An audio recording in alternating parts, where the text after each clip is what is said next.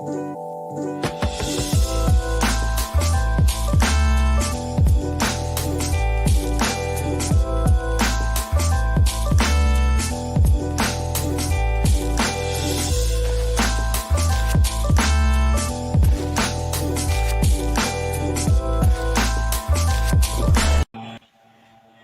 afternoon, everybody, and welcome to Building a Black Educator Pipeline. My name is Shana Terrell, and I am your host, as always, coming up from the South Bronx, of course, where the Bronx made me, but these Philadelphia streets, they out here raising me. So happy to see everybody, and thank all of you for coming back week after week to support. Shout out to my co-conspirators and all my new guests who come out and love the center. We appreciate you. And the fight continues. And as always, shout out to Citizens Ed and the Center for Black Educator Development for creating this platform for me to talk to real people in the real struggle, doing the real work out here. So this week, we'll be focusing on freedom schools and building the Black Educator Pipeline.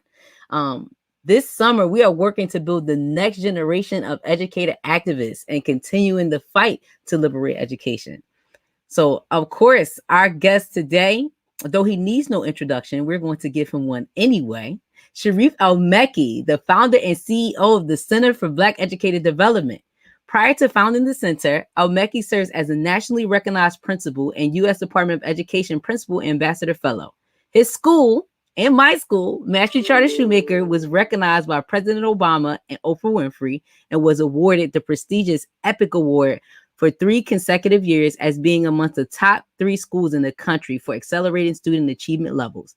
The Shoemaker campus was also recognized as one of the top 10 middle schools and top 10 high schools in the state of Pennsylvania for accelerating the achievement levels of African American students.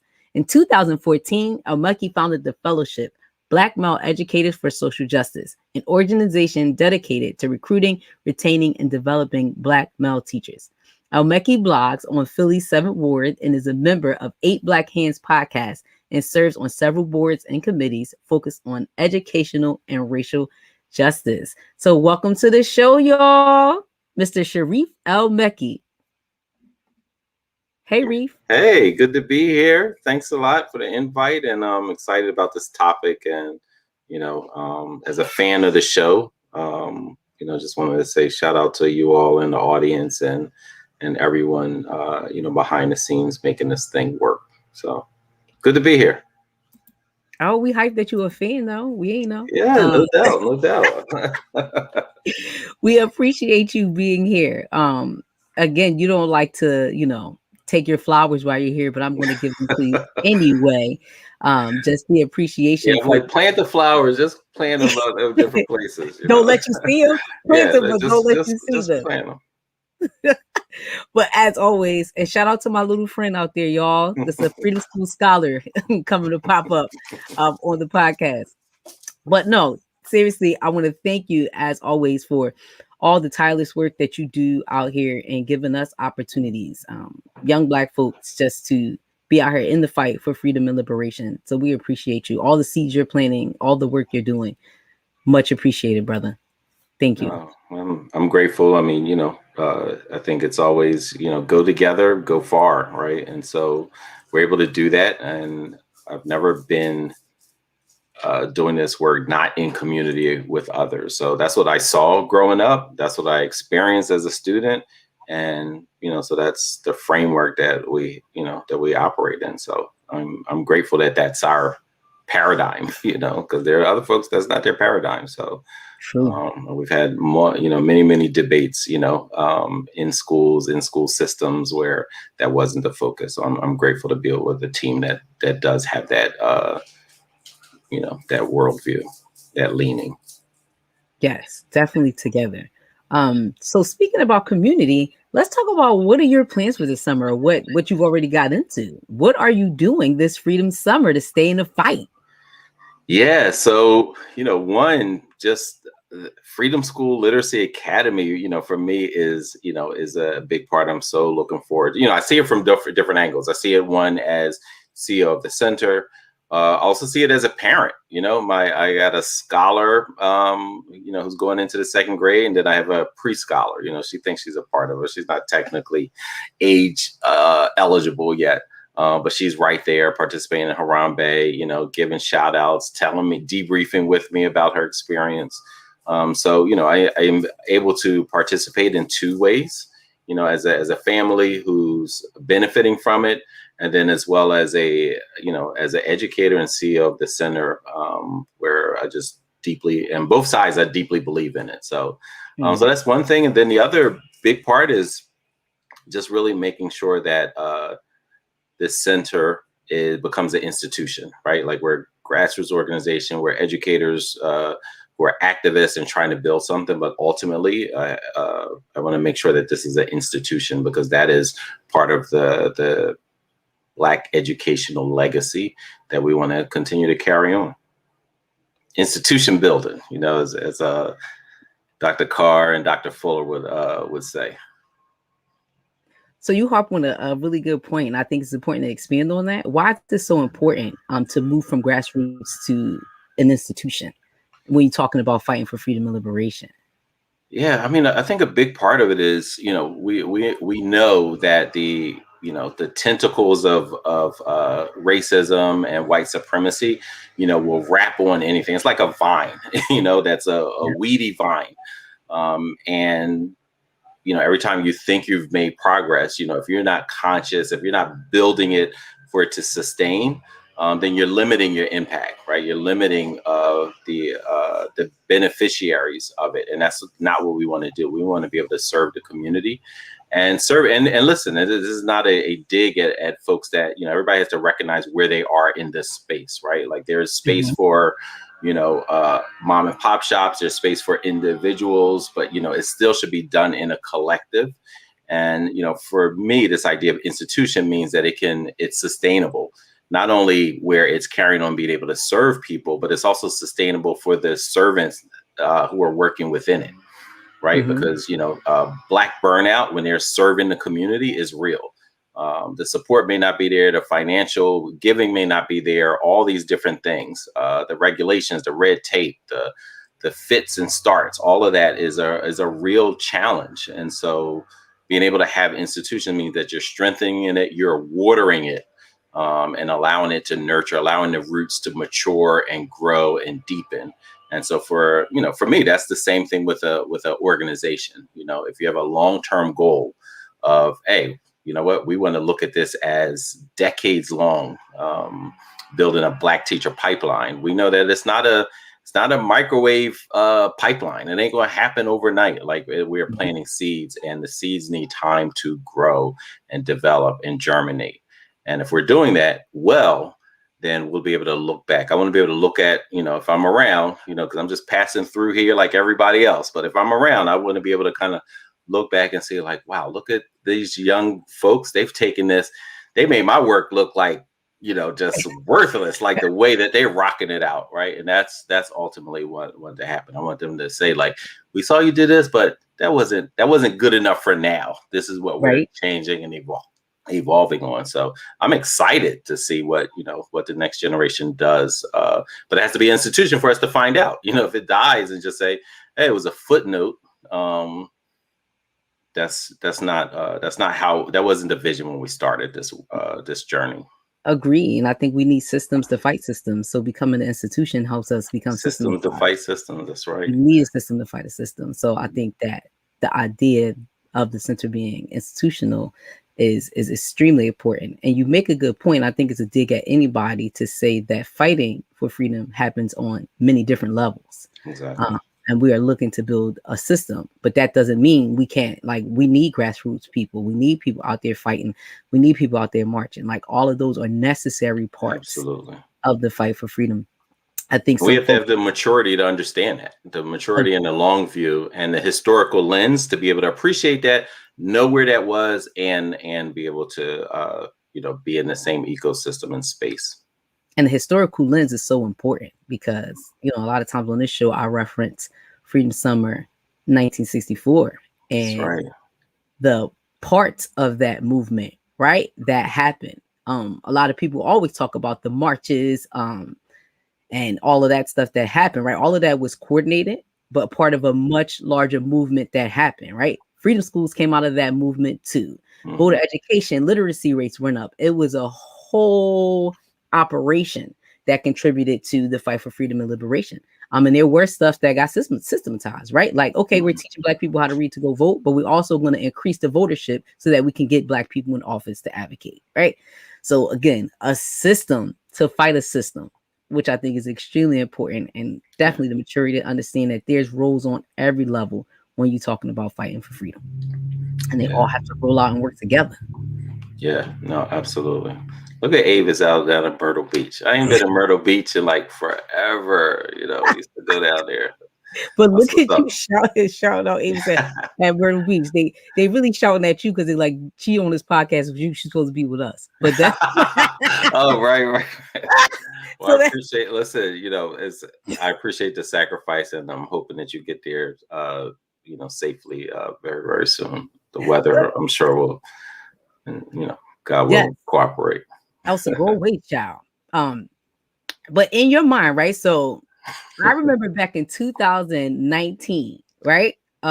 When Mhm. this dream of the center was kind of developing, right? Right. You and I had all like we've been involved with freedom schools at different variants of our life, never together as one. Mhm. And you were doing all this work, but you really had this ping and cream, yes, to increase Black male educators, but also around teacher preparation, right? Like that was something that you were really harping on and really focused on. But when you had this dream kind of like Freedom Schools Literacy Academy in 2019, what was the goal for you, the original goal in thinking about this?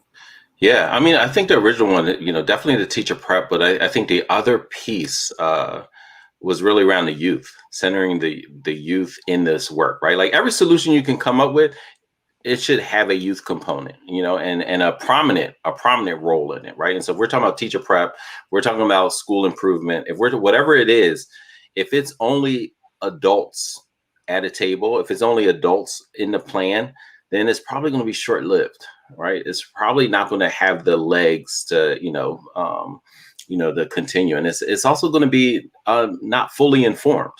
And so to me, Freedom Schools Literacy Academy was an opportunity to tap into just the beauty of freedom schools, both from the 60s to the 80s and 90s to the 2000s, right? Like all of that learning that happened, whether it happened at Alex Haley's farm, whether it happened in Philadelphia Freedom Schools, like wherever that was going on, tying in that idea of the liberation schools that the Black Panthers were involved in, where it was this like kind of independence of like, what, people talk about summer slide, people talk about teenagers not having things to do, people talking about college and career exploration, like, suppose that all of that came together in one opportunity, right? And so even when we piloted it in 2018 with our students, while we were both still principal and assistant principal at Shoemaker, and we had that internal grant to do something, small. We got gagged for the bigger grant. We were supposed to take all those students and from Gratz and Camden to Birmingham, but that's all good. We were still able to get that initial pilot off the ground and just see like, hey, is this something that youth would be interested in? Right. And at that time, it was middle school students were the scholars. Right. And so we said, oh, you know what, probably needs to be a little younger, but I think it was the ability to make mistakes, take risk, try something, pilot it in a safe space was just really important. But for me, it was about the youth. How do we incorporate the youth much earlier and expose them as part of their college and career exploratory path? Like, hey, you know what? This might be something to resonate, but also be able to tap into the cultural value that we have of lift as you climb in the Black community, give back to your community, support your younger brothers and sisters. I'm my brother's keeper, right? Those are cultural values in a lot of Black communities, and we're tapping into it. And see, this is what I love about the idea of freedom schools, that intergenerational component, and we'll talk about that a little later. But the idea that this was created really for the youth, and the reason why it's so important. I don't, I talk to folks a lot of time about investment, and especially when we get past freedom schools, talking about some of our year-round programs, invest in your own students, right? Like they are your future, they're your generations.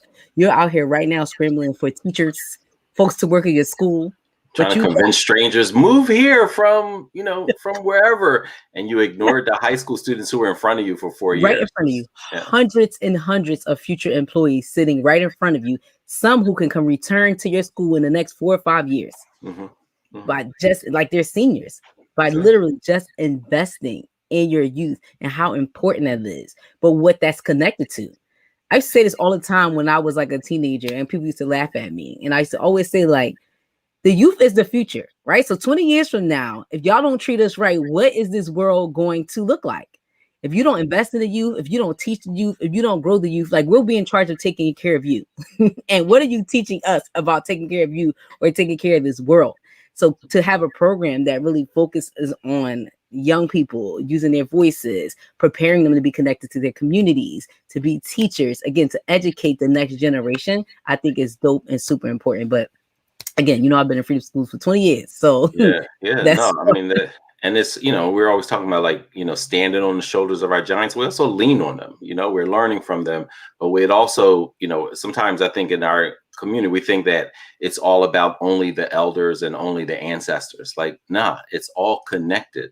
The elders and the youth, right? The past and the future and the current. That's all connected, deeply intertwined, and it reminds me, and to me, this is all spiritual work as well. Like, it reminds me of, there's this Islamic tradition of, if you don't hear children in the background of your masjids, your where you pray and worship and learn, if you don't hear children in the back of there, fear for your future. mm, And I think that can be applied anywhere. If the youth that's are deep. not there, if they're not happy, if they're not engaged and involved, and in proximity, including your plans, right? Proximal to your plans, proximal to the leadership, proximal to all of that, then you should fear for your future. And I think Most definitely. we got to stop being fearful and start being deliberate. Yes, being intentional with our future. Mm, mm. And for folks asking in the chat about how to get involved in Freedom School, we have kicked off our Freedom Schools Literacy Academy. We are in our very first week of it with scholars, but you can go to the center's website. And hopefully my producers will post our website in the chat, but you can go to our website and fill out your information and email us at info@thecenterblack.org, and we can get back to you and get you some information. I know somebody says that they have a college student who's majoring in education. We Yeah, actually we want to meet them. be involved. We want to be involved with that student. We need that student's information because we have some year-round stuff that he can be involved in and then be a servant leader apprentice next summer in our program. Much appreciated. When someone asked about is there middle school freedom schools for scholars, the center, we generally focus on K2, so rising first through third graders, but they are freedom around the country who do support and have middle school students involved. In Philadelphia Freedom Schools, ran by Sankofa Freedom Academy, does run a freedom school for middle school students. So please definitely visit the center's website and give us your information. So Sharif, you and I, and technically, right, I don't want to admit this, but you're an old head now. I mean? You're a Baba in the game, Yeah, I'm close to Baba. Not Baba status yet, but I'm getting there. I'm getting there. Child, somebody called me mama the other day. Don't call me that. I'm not a mama. I'm not. What is like? No, it's a bestowed title upon you, but I am not a mama. Don't call me that. Yeah, definitely love the term of endearment, but not worthy yet. Not When I yet. think about the Babas and the Mamas, I'm like, I'm not there yet. Like they were like just amazing. Yes. So Not at all. But we old heads in the game. But as us being old heads in the game, I'm an unk. That's what I'm. Okay, an unk. yeah. Look out here. Yeah. What in our movement, and even in Free Schools Literacy Academy, what's in it for young people, right? Like, why should a young person join Freedom Schools? Why should they be a part of this movement? What's in it for them?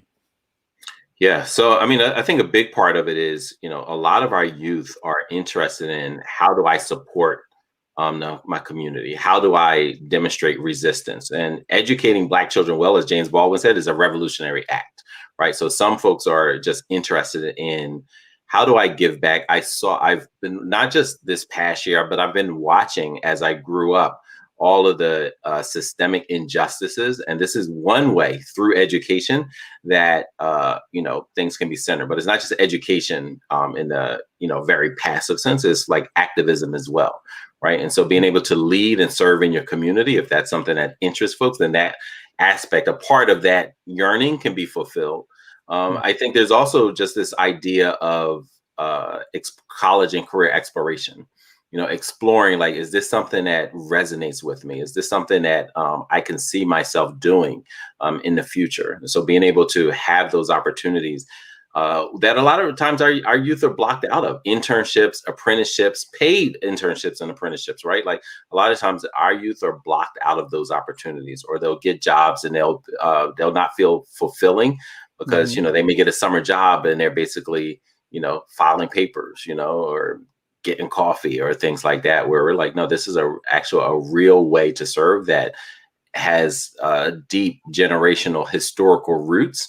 And as you said, being intergenerational, and each one teaching the next one, or each one teaching 1,000, right? Being able to pass on, what you've learned to your youth, and no matter where the youth are, like, so many of them talk about, oh yeah, I support, like, hey, have you demonstrated leadership? They'll say no. Like, have you ever supported a younger brother, sibling, family member, neighbor? Yeah, that's leadership. That's leadership. Right. Have you ever given academic support to your peer, or social support? Like, hey, you know what? Maybe that's not the right way. Have you ever given that type of feedback? Yeah, that's leadership. That's mentoring.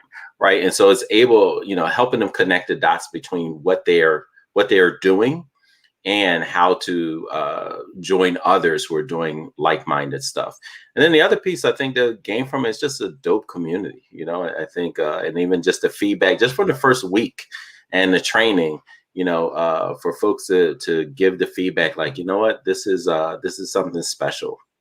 This experience is something special.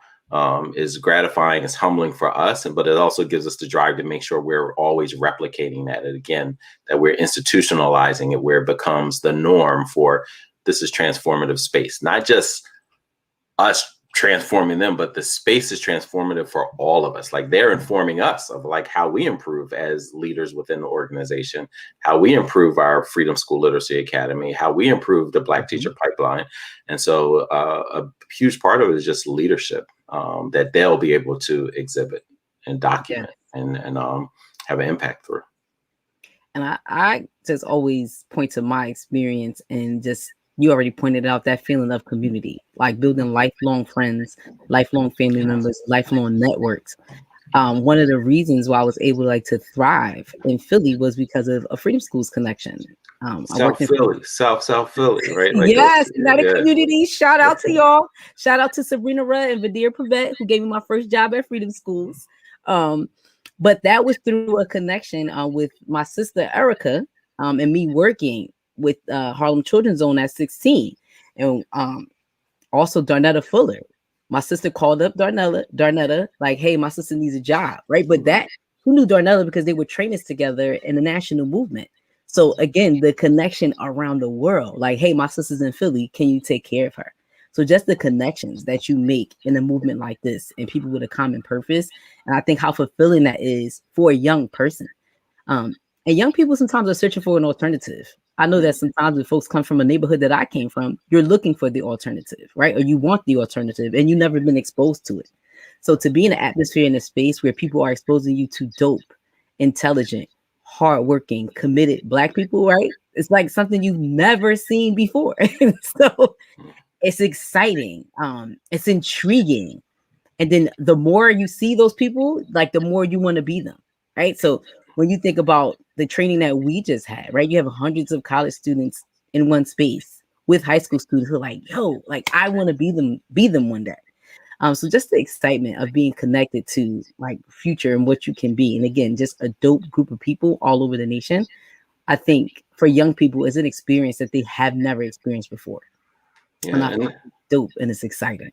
Yeah, I mean, it is exciting. Even for me as an old head, like, I look forward to this, like, every summer. It's just like, just thrilled that it's happening. Thrilled that, meeting new youth who are just even exploring. All of them don't know, oh yeah, I'm gonna definitely be a teacher, but they're Right. exploring it like they would explore anything else. But it's exploration with a deep meaning and a lot of learning, right? Like everybody comes out of freedom schools smarter Smarter. than That's a they walked in. Like you're actually smarter, wiser, have better understanding of history, how all the dots are connected, and then also it'll inform your own trajectory, your own path, whether it becomes education or whether it becomes something else. And so that's, I think, the beauty. And now to see multiple generations, right? Like we have folks who are now leading classrooms who participated in our freedom schools, and they're talking about like, oh yeah, I tapped into this, right? So yes. my Definitely. learning. And so that's that's exciting. That's exciting. Super exciting. So one of the things that when we had the idea of Freedom Schools Literacy Academy, we were intentional about is that it was a teacher apprentice program. Mm-hmm. What do you think about our program sets us apart from other teacher apprentice or other teacher prep programs? I think one, we're starting early, right? And so it's this idea of having a teacher academy for high school youth. And you'll see some of those like around the country, but it's not a lot. I think every district, if even if you have a 90% retention rate of your teachers, depending on the size, that's a 10%. If you have like 10,000 teachers, like some places, that's a lot of folks that you're, whether it's retirement or other forms of attrition, that's a lot of folks, right? And as you said earlier, don't just invest in a table skirt and be in a warehouse at a career fair trying to get strangers to come to your district, and you ignore the high school students who grew up in your district, right? Like, and so, for me, having this idea of a teacher academy is important. Where you're engaging high school and college youth, even if you're a education major, many of them actually don't have their student teaching experience to the second semester of their senior year. So, I mean, they're just theorizing, and generally white theorists, European theorists, white theorists, about how to serve a predominantly Black and brown student population, right? And so this is actual clinical experience, but then it's also grounded in Black pedagogy, which I think is ultimately what makes it so different. Starting so young, grounding it in, what Black people have traditionally done to educate their youth. Having that together as the combination, I think is the special sauce, as they say, that makes it makes it different, makes it effective, makes it powerful. So would you consider this program as having a political impact? Well, I mean, you're talking about education of Black kids. Yeah, it's political, right? And a lot of people are like, oh no, that's not political. It's not. Like, you're talking about educating Black children. You're talking about educating, both the curriculum we see with all the, mass white hysteria of, CRT, whether it's capital CRT, critical race theory. They were mad about having just culture responsive teaching. Like, hey, just know something about the children you serve. Oh, why we need to do that? They ain't got no color. They colorblind. Like, all right, that means a default for whiteness. Oh, I don't care. I treat everybody the same. Then how come all the negative data is pointed directly? Like, you are a sharpshooter, a blind sharpshooter. If you say that you don't, you're blindfolded, it doesn't matter anything, then how come the same group of people in the population, the same group of students keep ending at the bottom of the, of this outcome based experience, talking about schools, right? And so for me, yes, education is, being Black in America is political. Like, it was politics that they used to oppress and suppress. So we can't think that the solution is apolitical. Like, nah. Facts. So, I mean, you heated up a little bit. I really wanted you to heat all the way up with that question. Because what I do want folks to understand about freedom schools, and no matter the freedom schools you walk into, is extremely political. And part of what we do is political education. And part of our goal and our mission is to raise the next young group of activists. And people need to understand, like, activism comes in different forms that we were talking about earlier.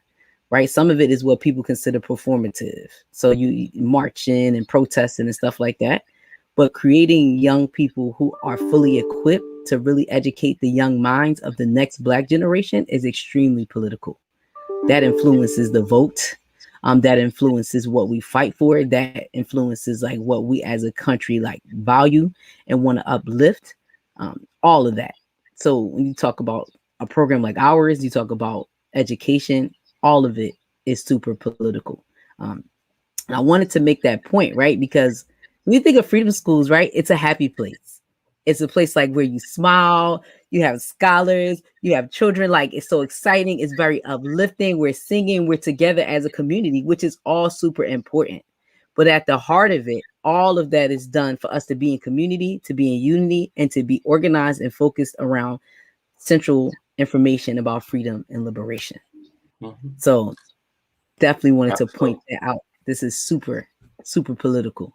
Yeah, I mean, and the fact that it's educator activists, like we're being conscious about how we're thinking about it, how we're, that we have like a Dr. Greg Carr as a resident scholar who helps not only inform the legacy of Philadelphia Freedom School, but also informing the legacy of our work now, bringing in the history of what's happening. That's grounded in the community itself, and students being, young students, first, second, and third graders who are, and high schoolers as well, who have a project that deals with activism and social justice and racial justice and educational justice, right? Like they're looking around like, here's the community I come from and I want to address, and I want to be a part of the solution, for it. And so that all of that, I think, is, because it's a strain of resistance in that. If Mhm. society is saying like, no, you can't, or you shouldn't, or if it's producing outcomes, you just pat me on my We good, like, head. oh, good job, Dad. If it's I can say that. I'm like, I think you just patted me on my head. So all of that is combined as part of the education, right? And so, for me as a child that went to a full-time freedom school, like political science was part of our fifth grade course, right? Like understanding the tapestry, understanding where we are. And some folks like, oh, when you teach Black children that, you disempower them. Like, nah, it's the exact opposite. Them understanding and able to connect the dots means that they were better able to look at the former Black blueprint and Mhm. build on that, right? And understand this is how I'm going to adjust and change it, because they're aware of like, yo, this is the society and this is how we're going to build our communities up, despite all, like our theme song says, despite what you say, right? We're Yes. still, as our greatest poets say, we're going to rise and we're going to fly like a bird in the sky, right? I So know that's right. And I also like hearing you speak made me think of the words of Sister Ella Baker. Teaching young people to fight is the only way my struggle survives. So really investing in the youth, we have to teach them, or the struggle dies. Like you have so many people sometimes that look down on youth, or what's wrong with this generation? No, brother, what's wrong with you? mm, Um, what did you invest in these young people to yes. grow, to learn, to lift? The struggle's not going to survive. The fight won't continue if we don't prepare young people to take to carry the torch or take the reins, which I think is super important. But Yeah, hearing you speak made me think of Sister Ella Baker, my girl, yeah, yeah. and Powerhouse. her words, definitely in her words. So, what would you say? What kind of intentional things in our program do we do to sow the seeds of activism in young people? Yeah. So I mean, I think starting off is the intention. And so having that intention on the front end and saying like, oh, this is for educator activists, right? Like if you don't have a plan, you don't have a guide, you don't have a North Star, then it doesn't matter. It's just, like which way you're gonna go, whatever way the wind blows you, right? Where we're saying like, no, here are the stakes of the ground that we want to do, and then here are the guardrails that we want to have. And so I think one, being purposeful and having an intergenerational model, having the scholars, having high school students, having college students, and then having our staff. That's four levels of a community, four groups within a community who are working. I think having a book study, right? Like having a grounding text. Last year was The Education of Black People by W.B. Du Bois, right? This year is We Are African People, and so that having not only just this grounding text, but other articles and understandings, I think when we were young, all of our elementary school classes in Ntamasasa were named after Black liberation movements on the continent of Africa. MPLA, SWAPO, Frelimo, PAIGC, TANU, ZANU, right? And our students, our youth, what are they doing? They're naming their communities, their nations, so to speak, nation. after our liberatory heroes as well, right? And so having that, like, this is all part of education. It may just look like, oh, it's just a name, but no, you're learning who this person was, the impact, and why we lean and stand on his or her shoulders, right? And so all of that helps, kind of create this this understanding, this connection. And then I think also just, not only the history, but also the contemporary, with youth, high school youth, for example, putting on a symposium and sharing, here's what my research, right? Like, not just opinion, not just, oh, this is what I feel, I woke up and this is what, like, all that's good. Like, we want to validate people's feelings. This should be backed up with something as well, right? Like, and it's not just about you personally. It's about, this is what I feel about what's happening in my community. And my feelings is also informed, is humble enough to be informed by other people in the community. And then I'm working together in community with my peers, my elders, to craft a solution, right? And to teach others. And then this whole idea of teaching another generation, a high schooler teaching a first, second, and third grader, a college student, helping to mentor, support a high school student and a elementary school student while they're being mentored. All of that are forms of activism. All of that is forms of resistance that we've always used, right? Passing along. Even when we had to, there were Black people who were building schools underground in this country, on this soil, underground, in caves, in the forest, right? There's a boat on the Mississippi River that would go up and like, hey, this is neutral zone, so we're going to have the school on this boat. All of that is activism. So being able to, babe, you're grooming me while I'm on, like, I'm live. You're grooming me. She's like, brother, you got to get it together. That's what she's saying. She's like, yes. But yeah, this is, all of that I think are seeds of activism. But it's their activism too. It's not just learning about other people's activism, right? It's also doing it. And it reminds me of, when Gerald Dessus had that social justice class at Shoemaker, which replaced 8th grade history. It was like, this was the work that they were, not only were they learning about youth activists in Africa and Americas, they had to do something, right? They had to form committees, each student would interview 25 community members and say, like, okay, here's what I'm thinking. Does it vibe and mesh with what you're saying your needs are? Okay. And now that's going to inform, right? All of that are forms of activism. All of it is political, and all of those type of, strategies, that Black blueprint, we want to use to continue to inform our work. Facts. And I think that a really good thing to harp on, especially, and I mean, I was introduced to this coming into Freedom Schools, is just the intellectual work that has to be done in order to be a part of the movement. And that intellectualism and youth, right? Like, marrying that together, like they, it's a beautiful thing.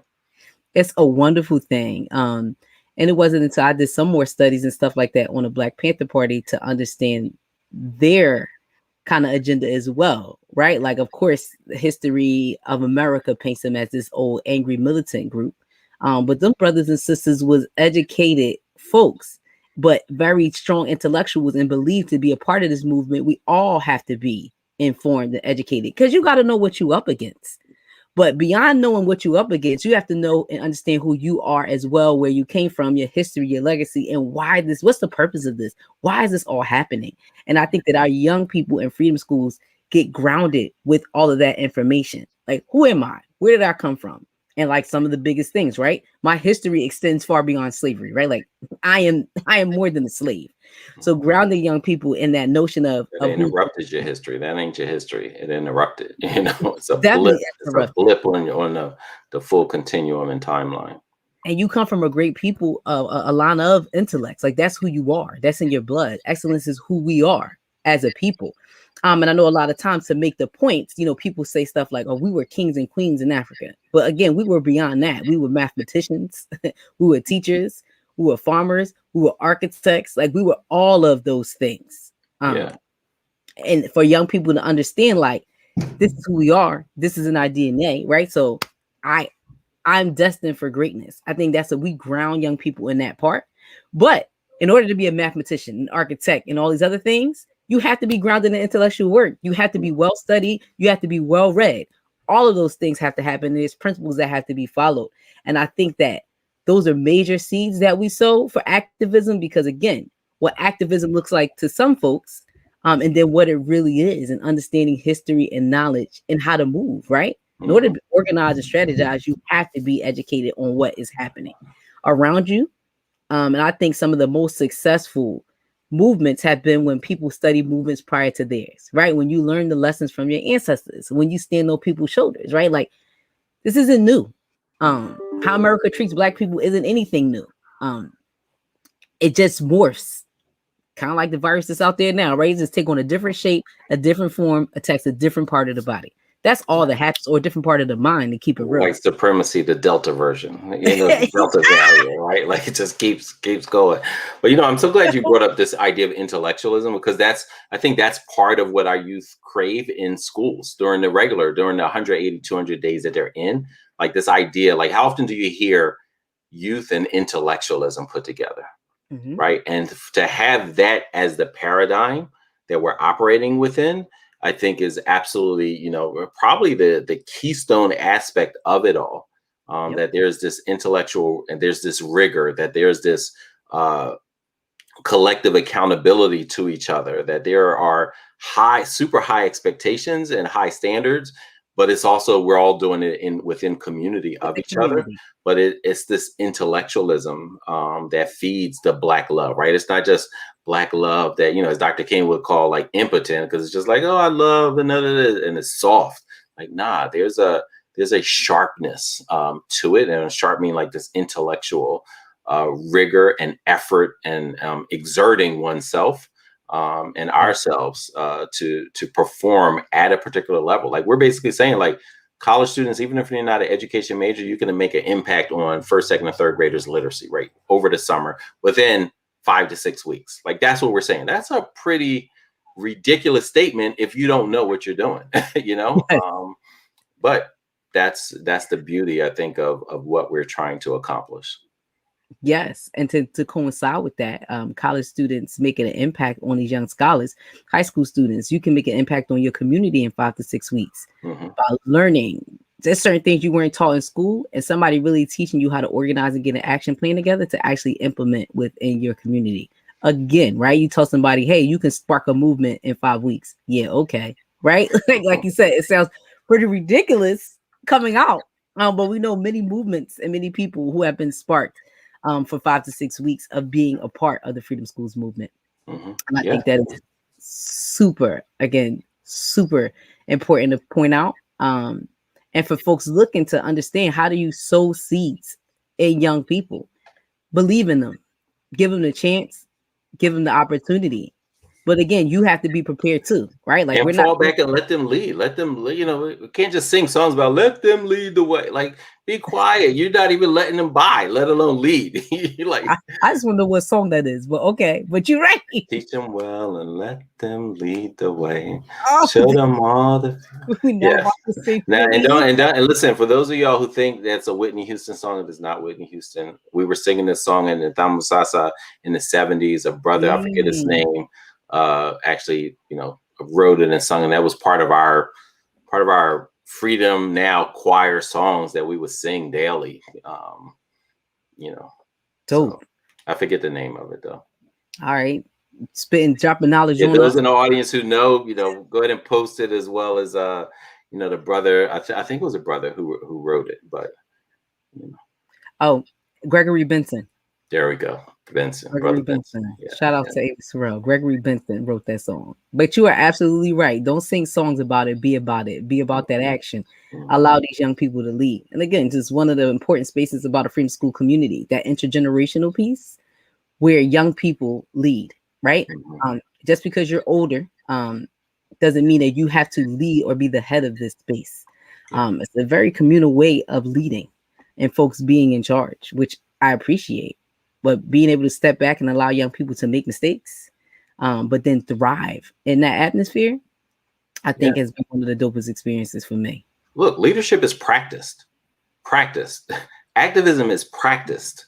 Where do students get the opportunity to practice it? and to lead, and in a safe space. Schools should be those places, right? Communities should be, should and often are those spaces, but like that is a part of it, right? Like of becoming a leader. Like, oh yeah, here's all the mistakes. Well, when does that process start? For us, we believe that process should start extremely young, and it Yes. should be pointed out, right? And even if it's not a it's always a teaching moment, right? And we can always help connect the dots between what we see youth doing, how they're leading, and connect it like, oh, that's what great leaders do. And they're like, oh, that was leading. Yep, that was leading. That was Oh, you know leading. what? I just saw you help your peer with that. You know what? That's what the best teachers do in our community. That was teaching. Yeah, that sure was. That's what the best educators do. Hey, I saw you talk to what's the name, talk them off the ledge, or help them de-escalate. You know what? That's what some of the best educators in the world do. Really? Yeah, for real. Like Yes. absolutely, right? And having just sprinkling those type of conversations out all the time. Not just, hey, good job, but like actually being deliberate and specific and pinpointing the action that they did and tie it to leadership so that students internalize like this. That's why we don't just say like teaching. It's like teaching and leading a Teaching. classroom. You're Yes. leading a class, you're leading human beings, right? And helping them connect the dots. And obviously we are going to support our youth in whatever it is that they end up doing. Because sometimes people are like, oh, well, why are you just talking about teaching? But like, you know what? Because education of our youth is absolutely paramount, Yes. right? And so when our scholars talk about like that, the mind of the children, the mind of the oppressor is the most potent weapon of the oppressor.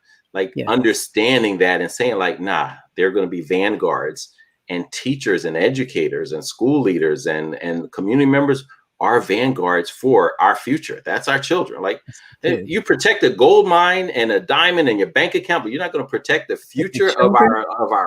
our people, of our the whole thing blows up. Like, you know what I mean? If we don't have that type of investment on that. So to me, it's about expanding the pipeline. If somebody knows they want to be an oceanographer, even if they come in and expose, like we're going to support them and do that. They may say like, hey, I still want this Freedom School experience. I don't want to work at McDonald's this summer, right? Like, or I want to do so. I did some work at the ocean, but this year I want to work with youth. Like that's fine. But we're also really tapping into folks who want to explore or who want to become educators or who don't know what they want to do. They're just like, hey, I'm not sure yet. And this is an opportunity to explore, to have an internship, a space to say like, hey, if you're thinking about teaching, here's how it is. And the lessons that you'll learn, you'll be able to apply it wherever you go. Like how you look at the Black community, wherever you go, you'll be able to, our goal, our desire is that you'll be able to tap back into your Freedom School Literacy Academy experience, no matter where you are, right? We have councilmen who did Philadelphia Freedom School. We had Shout active. out You look Isaiah at Thomas. Isaiah Thomas, if you look at SNCC and everybody who came through there, and then what they're doing now is again part of the Black blueprint or the Black print to show like, hey, here are ways that you can be activists and then build on that and then go impact society and your community in so many other ways. And this is probably going to be a whole nother show, but something I want to hit on that you said that's really important for people to understand, especially us as a people, Black people. There are communities out there protecting their youth, which is Oh, why we heck yeah. need to do a Heck yeah. better job at At your protecting our. expense. Yes, at your expense. There are people out there protecting their youth, preserving their legacy, keeping their same rules and laws in place, educating their communities how they feel like they should be educated to continue to harbor power. So we need to wake up and be organized and make sure that we are protecting and educating our youth and the next generation. But I wanted to point that out because that's a serious point. There are people out there protecting youth or preparing for their future. And we need to be doing the same as a people to prepare and protect ours. And it goes back to intention, right? Because some people are protecting their youth in a way so that to prepare them to oppress others, Yes. right? And Yep. that's a difference between preparing them and protecting them to build, not just destroy stuff, right? Like destroys some things that like white supremacy and racism and any other isms that weigh us down, that close doors of opportunities, that shorten lifespans, the lifespan of dream, lifespans of our bodies, whatever it is, Dr. Bettina Love talks about, spirit murdering. So whatever is spirit murdering, like, yes, we should be destroying that, but then building something beautiful. And you can't do that without education. And no matter where you are, whatever space, if you're a leader, that means you're going to be a teacher, right? Yeah. you're going to be teaching in some kind of way. So I reject any notion of, oh, you're trying to force people to become like, everybody's a teacher if they're a leader. Yes. If you're a leader and you're not a teacher at the same time, then you're not a leader. Like that's the problem. Because what's your influence? Where is your influence? Mm-hmm. Definitely. Speaking of teaching and leading, you've been in two spaces, right? Predominantly, really your life. You've been in education, you've been in nonprofit, you've been in traditional education, and now you are leading and inspiring freedom schools all over the country. What do you think year-round or traditional schools can learn from freedom schools programming? So much. One, really being responsive to the communities that you serve. I think a lot of schools are, they weren't necessarily thought of as ways to center the youth in that community and bring out their best outcomes, right? Like, I don't think that they weren't centered. They lived experiences of Black and brown communities were not centered in the way most schools are. Even if it's like, oh, well, this is a new school, right? And we're not just talking about schools that were, have a long history and around for multiple generations. We're talking about even new schools are often the children and their outcomes and what their community's aspirations and dreams are not always like the central point, right? Like, when I think about like our values of how we were wrestling about it, we're like, all right, do we use the Nguza Saba? Do we, to even have that conversation? Like, hey, do we just say Nguza Saba and that's it? To even have that and centering, Black community and Black thought and, Black history is very different than a lot of how a lot of other educational systems are built and thought of.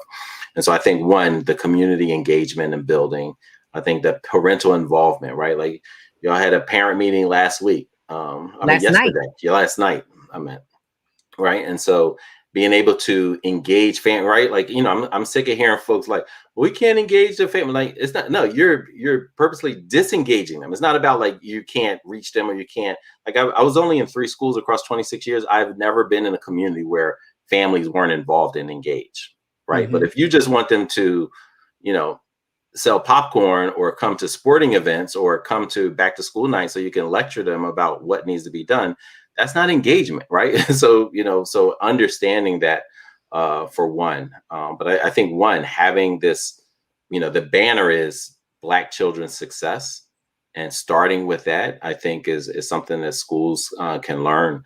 But then also just the pedagogical frameworks that they use. How are your teachers trained? Who taught, it's not just like who's leading the classroom, right? Which is across America, you bring it up at, a lot of the shows that 80% of the teachers across America are white. And so it's not just who's leading those classrooms, who trained the teacher? What's their intellectual genealogy? How were they taught to think about and partner with and support and learn from Black and brown communities? If that hasn't been part of your ethos in your school, then you have a lot of your school reform plan, your school improvement plan. That should be the central question. Instead of just like, oh yeah, we're going to do this and we're going to change the bell schedule and we're going to, it's all this kind of management stuff that you can do from an Excel and a PowerPoint document, right? Like it's all like Microsoft leadership. That's how a lot of schools are operating from. They think all the leadership is wrapped up in these presentations and but the actual essence, the heart, the spirit of it ain't got nothing to do with Black liberation. So that's a dope point. And I would love to have more dialogue too about the statistics or the demographics of these schools of education. We know now, right, what the teacher rate is nationally. But do we know in these schools of education, what are the demographics, the numbers of white versus Black teachers or Black professors training the next generation of teachers? Do we know those breakdowns? I think would be we definitely do. And maybe some of the next guests who can, as you're thinking about, future shows, it can dive in. There's several reports. One was just updated this past year about, we're talking about like this Black teacher pipeline, because the present pipeline, not only is it leaky, it is overwhelmingly white. Like help is not on the way without a very specific, deep intervention. Help ain't on the way. Like the next, the next several Several thousands, years, yeah, millions are there. It they're looks going to just be like, white. and that goes back to some of the teacher academies around the country that have high school teacher academies. Many of them look like the teacher prep programs, which look like the current day status quo. And Hmm. so it needs, this is why I think our work in coming together is so important to carefully, precisely, deliberately craft a Black teacher pipeline. Because right now, the pipeline, the pre-pipeline, even the thought process and the training grounds, they all look the same. And But they, shout out to you, right? Bravery. Doing being director of pipeline, a lot of my work is spent talking to districts, universities, folks around the nation about educator pathways for young people. The fear of being intentional about staying Black or making a program specifically for young Black youth is like haunting to some folks. So shout out to you for being extremely intentional about the Black teacher pipeline, and shout out to you that for creating a program or the opportunity for all of us to create a program where it's Black master coaches teaching and mentoring Black college students, and Black college students helping and supporting Black high school students, and all coming together to teach Black children. Because even some of these, I mean, it's phenomenal. It's phenomenal. It's a great idea. It's an intentional idea, because nobody says anything when they have all white programs with white coaches. yeah, they don't And give it a second thought. It don't even look weird to them. Like it don't even look weird. Wait a minute, how is this all, like the kids are Black and brown and all the all the teachers are, but the custodians are Black, right? Like that, like it's, it's almost like this worldview was created and it wants to keep being passed along as normal. yes, but then the crazy part about that, like you're even talking about the specifics of all white kind of leadership and teachers being in Black schools, but they're all white in their schools. Their entire staff is white with white children, and nobody blinks at that. Nobody says anything about it. But the conversation of creating a Black institution with Black people leading and teaching Black children, and it's all Black, then there's a problem. Somehow that becomes an issue. Yeah, Somehow, you're being divisive. You're being, so why are you focused on that? Where, like, listen, shout out to the folks who raised me and taught me, right? When I say raised, I'm not just talking about, my parents. I'm talking about my community. I'm talking about my educators, like where, like, yeah, having the idea of having a Black space, that poured and filled with love and community and that's right. excellence and intellectualism and artistry and creativity and all of that, like it's It's a a norm. normal frame It's a of norm. reference. Right, like Exactly. It's not you know, something weird. Is yeah, a norm, because yeah, other it's a people. very comfortable space for me, right? Like, and so I Yes. think that's what we want, because the anti-Black messages, it's not just about media. Some of it, a lot of it is right in educational systems. Yes, it is. And it's taught, retaught, reinforced, in just myriad ways, in policies, in promotions, in trainings, in materials. It's promoted, supported, reinforced in so many different ways. Some subtly and some pretty overtly. Yes. But shout out to you, brother, for again this good work and us trying to bust through these Shout out barriers. to us, to all of us, Yeah. everybody who's pouring into it and continue to Busting through these inform. barriers. Yeah. Giving these babies what they need. How can folks support this movement? Tell us, how can they keep us alive? How can they support this movement to support FSLA? Give us a Yeah. little quick insight on that. Well, I would say one, please continue engaging the youth and sharing with them this idea of, education and being vanguards and leading classrooms and schools, building schools, and that they can be the leadership, the brain trust around what future generations look like. Like they look at them as vanguards, communicate to them as if they are vanguards, communicate to them as they are leaders in this effort, right? Like when you think about the amount of time that our youth will spend in school or educational systems or or growing in development, it all touches back onto, who's being their, their teacher and how they're being taught. So please have those conversations. When we talk about the fellowship, Black Male Educators for Social Justice, 17 Black men were from all over the country. We all ended up in Philadelphia teaching and all found success as educators. Not a single one of us had been engaged in our youth to consider becoming a teacher. No one invited us into the profession until after we had graduated from college. And when we spoke to our colleagues, most of them were white women.